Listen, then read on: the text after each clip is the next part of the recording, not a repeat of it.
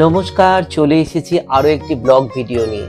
অনেকেই জানতে চেয়েছে যে কিভাবে আমি প্রয়াগরাজ কুম্ভে গিয়েছি এবং কিভাবে আমি ফিরে এসেছি। গিয়েছি 9 তারিখ ভোর 4:30টার সময় ঘুম থেকে উঠে একেবারে রেডি হয়ে নিয়ে রওনা দিই কুম্ভ যাত্রায়। বাড়ি থেকে আমি ট্যাক্সি ধরে হাওড়া স্টেশনে পৌঁছাই। হাওড়া স্টেশনে দেখুন এই যে যাচ্ছি, এবার টিকিট কাটবো। আমাদের টিকিট নিয়েছিল 250 টাকা। আমার যে গাড়িটা ছিল সেটা হলো পূর্বা এক্সপ্রেস, দিল্লিতে যাবে। আমি গিয়ে টিকিট কেটে লাইন দিতে শুরু করে দিই।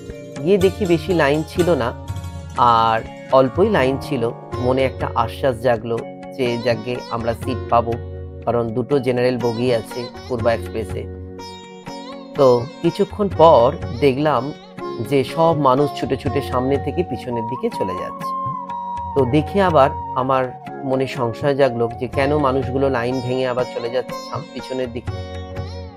তখন জানলাম যে গাড়ির বগিটা, দুটো বগি পিছনের দিকে পড়বে, সামনের দিকে কোনো জেনারেল বগি নেই। যেতে যেতে প্রায় আমারও একটু লেট হয়ে গেছে।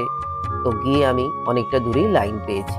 প্রথমে সামনে লাইন ছিল, তারপরে আবার অনেকটা লেটে লাইন পেয়েছি। তবে ঈশ্বরের এমন কৃপা যে যত লেটেই বা যত দূরেই লাইন থাক না কেন, আমি কিন্তু সিট পেয়েছি, ট্রেনে সিট পেয়েছি। দেখুন এই যে ট্রেনে উঠে গেছি, ঠিক এইখানটায় মানে ওপরে একটা সাইডে আমি কিন্তু সিট পেয়েছি, এবং আমার সঙ্গে আমার দুটো স্টুডেন্ট ছিল, ছাত্র। ওরা এইচএস দেবে এবছরে। তো আমার সাথে ওরা গিয়েছে যে স্যার যাব। তো আমিও নিয়ে গিয়েছি। দেখুন এই যে ওপরে সিট পেয়ে গেছি, আমার কোনো প্রবলেম হয়নি। আমি সারা রাত বসে ঠিক যেতে পেরেছি। তবে ট্রেনে কিন্তু প্রচন্ড ভিড় হয়েছিল, এটা ঠিক কথা, কিন্তু কোনো রকম সমস্যা হয়নি, যেতে সমস্যা হয়নি আমার। সকালবেলা ঠিক একদম রাইট টাইমে 8:15 গাড়ি ছেড়ে দিয়েছে। এই যে দেখুন পাশে এক ভাই বসে আছে, ওই ভাইটি থাকে বেনারসে। তো ভাইটিও ভীষণ ভালো, আমার সঙ্গে যেতে যেতে অনেক গল্প, অনেক কথা, আমরা এইভাবেই পুরো জার্নিটা কভার করে ফেলি। দেখুন এই যে বসে আছে ভাইটি। আমার ভীষণ ভালো লেগেছে যে ওপরে সিট হোক না কেন, কিন্তু আমি তো সিট পেয়েছি যাওয়ার, এবং ভালোভাবে যেতেও তো পেরেছি। এটা সত্যি আমার কাছে পরম পাওয়া। কারণ আমি বসার পর আমি দেখছি যে অনেক মানুষ বসতে পারেনি।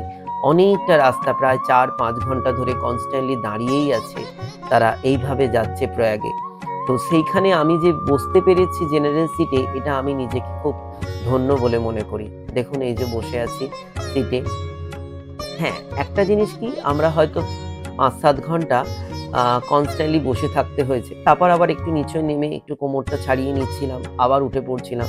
তবে পায়খানা বা বাথরুমে যাওয়ার সাহস পাচ্ছিলাম না, আবার যদি কেউ আমার সিটটায় উঠে বসে পড়ে, তো এই ভয় লাগছিল। বা অনেকটা ভিড়, কিভাবে সেই পায়খানায় বাথরুমে গিয়ে পৌঁছাবো।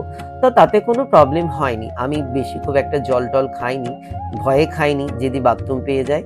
তো এইভাবে পৌঁছে গিয়েছি। কেউ যদি মনে করে যে আমি যাব প্রয়াগে গিয়ে স্নান করব, 144 বছর পর এই যোগ এসেছে, তো সে হামেশাই যেতে পারে। এমন কোনো প্রবলেম নয় যে আমি যেতে পারবো না। একটু আগে গিয়ে লাইন দিলেই হয়ে যাবে, তাহলে আপনারা সিট পেয়ে যাবেন। কারণ জিআরএফ ভীষণ ভালোভাবে সবাইকে কিন্তু বসিয়ে দিচ্ছে। এটা খুব ভীষণ সহায়ক হয়েছে আমাদের পক্ষে। 4.5 ঘন্টা ট্রেনের লেট করে এবারে আমি সেই মহাতীর্থ প্রয়াগে গিয়ে নামলাম। এই যে স্টেশনে নেমে দেখছি সে মানুষের ঢল কাকে বলে, উফ বাপরে বাপ, এত মানুষ একসঙ্গে আমি কোনো জায়গায় দেখিনি। সে চতুর্দিকে যেখানেই তাকাচ্ছি স্টেশনে শুধু মানুষ আর মানুষ। দেখুন দূর থেকে আমি ভিডিও করেছি, স্টেশনে শুধু মানুষ আর মানুষ যাচ্ছে। কি অদ্ভুত একটা দৃশ্য, যা বলা বাহুল্য। দেখুন আমি দূর থেকে ক্যামেরাটা আপনাদের দেখাচ্ছি, পুরো স্টেশন ভর্তি মানুষ। এই হলো প্রয়াগরাজ স্টেশন। আমরা কোনো ক্রমে প্রয়াগরাজ থেকে বেরিয়ে আসছি, এবার আমরা কুম্ভে যাব বলে। তখন বাজে রাত 3টে। তো আমরা এইভাবে খুব টায়ার্ড হয়ে, ক্লান্ত হয়ে নেমেছি।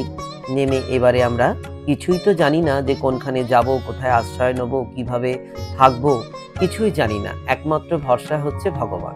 ঈশ্বরের ভরসা করে আমরা আমার ইষ্টমন্ত্র জপ করতে করতে আমি হেঁটে চলেছি, যে যাই দেখি কিছু না কিছু উপায় বের হবে, কেননা ভগবান তো মাথার উপরে আছেই, তাকে ডেকে এসেছি, তিনি আমার সাথে আছে, এটা আমার বিশ্বাস। দেখুন কত মানুষ যাচ্ছে, সব কে কোথায় যাবে কেউই আমরা জানি না, আমরাও জানি না যে আমরা কোথায় যাব। এই করে করে আমরা হাঁটতে হাঁটতে প্রয়াগরাজ স্টেশন থেকে চলে এলাম একটা জায়গায় অটোওয়ালার কাছে। সেই অটোওয়ালাকে বলছি যে নিঃশুল্ক কোনো জায়গা আছে বা কোনো জায়গায় ট্রেন্ড আছে, এরকম ভাড়া নেব। তিনি বলল যে তোমাদের একটি জায়গায় আমি ছেড়ে আসছি, সেখানে কোনো রকম 100 টাকা দিয়ে তোমরা থাকতে পারবে। তো আমরা খুব খুশিও হলাম, আমাদেরকে সেই রাত্রিবেলা 200 টাকা নিল অটো ভাড়া, আমাদেরকে পৌঁছে দিয়ে গেল। সেটা খুব সম্ভবত রামবাগ স্টেশনের কাছে। তো আমরা সেখানে গিয়ে দেখলাম কোনো রকম শুল্ক 100 টাকা দিয়ে থাকা বা নিঃশুল্ক কোনো রকম কোনো ব্যাপার নেই। সেখানে ওয়েটিং রুম রয়েছে, সেটাও খুব নিট অ্যান্ড ক্লিন, ভীষণ সুন্দর। তো আমরা সেখানে সারাটা রাত মোটামুটি 3-4 ঘন্টা থেকে গেলাম। সকাল 7টা, 7:30, 8টা বাজলো, আমরা উঠলাম, ফ্রেশ হলাম, সঙ্গমে বেরিয়ে পড়লাম। এই হলো আমার যাওয়ার গল্প। এরপরে আমার আসার গল্প আপনাদের সঙ্গে বলবো, চলুন। দেখুন এই হচ্ছে ট্রেন। আসার সময় আমরা 3টে গাড়ি চেঞ্জ করে এসেছি। আমরা অনেকটা রাস্তা হেঁটে এসেছি, মধ্যেখানে গাড়িতেও উঠেছি। এত রাস্তা হাঁটিয়েছে, আমার মনে হয় 25 থেকে 30 কিলোমিটার হাঁটিয়েছে আমাদেরকে।